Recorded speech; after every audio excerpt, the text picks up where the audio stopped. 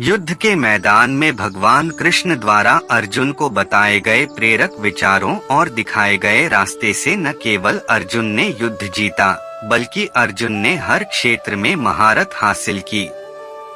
भगवान श्री कृष्ण के अनमोल वचन और उद्धरणों के आधार पर हर व्यक्ति जीवन के हर क्षेत्र में महारत हासिल कर सकता है। दोस्तों, अगर आप इस पोस्ट में बताए गए श्री कृष्ण के अनमोल वचन और विचारों को अपने जीवन में अपनाते हैं, तो आप मुश्किल समय में भी धैर्य से अपने मुकाम पर सुरक्षित पहुंच सकते हैं। बुराई तो तुम्हें हजारों की भीड़ में भी तुम्हें ढूंढ लेगी। ठीक उसी प्रकार जैसे गायों की झुंड में बछड़ा अपने माँ को ढूंढ लेता है, परंतु जो बंसी वाले को दिल से मानता है वह बुराई में भी अच्छाई को ढूंढ लेता है। व्यक्ति को सदैव बुराई से बचकर रहना चाहिए। अगर कोई बुरा कर्म करता है तो वह कर्म उसको अपने जीवन में भोगना ही पड़ता है।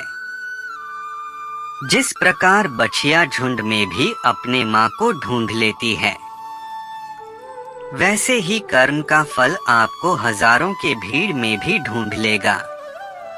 माधव कहते हैं, किसी जीव को कष्ट देकर आप मुझे खुश नहीं देख सकते हो।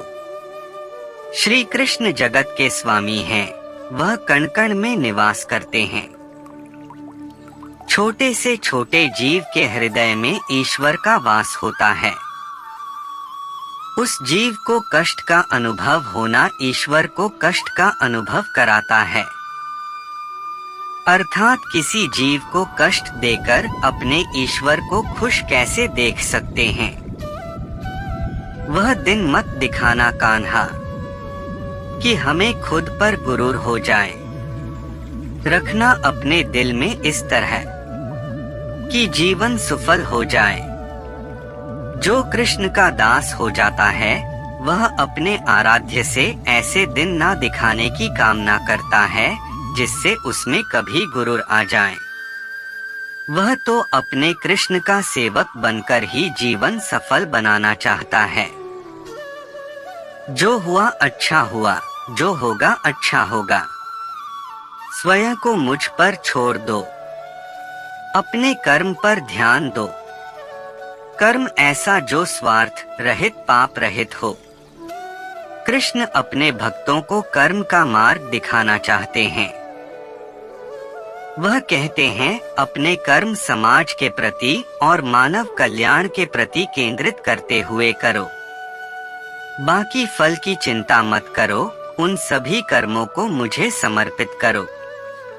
इस मार्ग को अपनाकर तुम मुझे प्राप्त कर सकते हो, मेरे प्रेम का भागीदार बन सकते हो।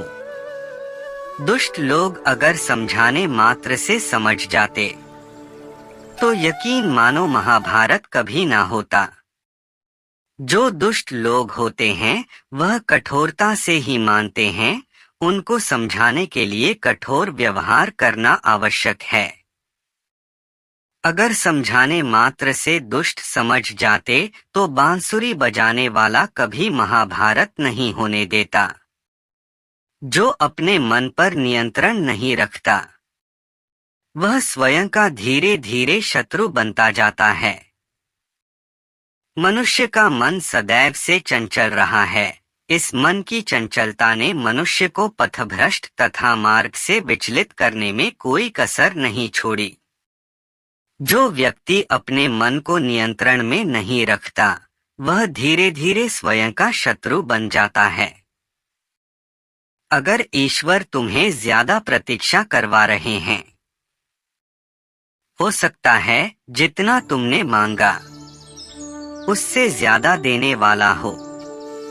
अगर किसी लक्ष्य, खुशी या सफलता की प्राप्ति में लंबा समय लग रहा है, प्रतीक्षा की अवधि अधिक है, तो हो सकता है आपकी अपेक्षा से ज्यादा आपको मिलने वाला है। अपने कर्म पर अडिग रहिए और विश्वास रखिए उस ईश्वर पर जो आपके कर्म की परीक्षा ले रहा है। जीवन ना तो भविष्य में है और ना ही अतीत में। जीवन तो बस इस पल में है, केवल इस पल में। जो लोग जीवन को भूत और अतीत के भरोसे छोड़ देते हैं, उन्हें श्री कृष्ण सावधान करते हैं।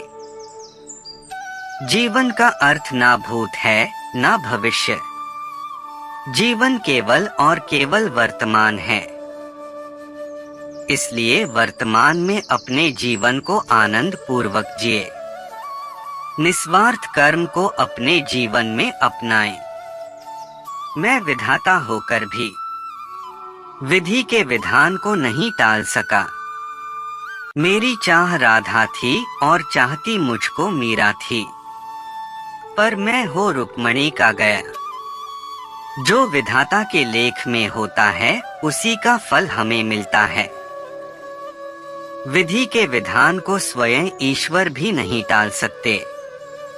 जिस प्रकार राधा से कृष्ण निश्चल भाव से प्रेम करते थे, प्रेमिका के भाव से मीरा कृष्ण को पति मानती थी, मगर विधि के विधान में रुक्मणी का साथ लिखा था, जिसे स्वयं विधाता भी नहीं टाल सके।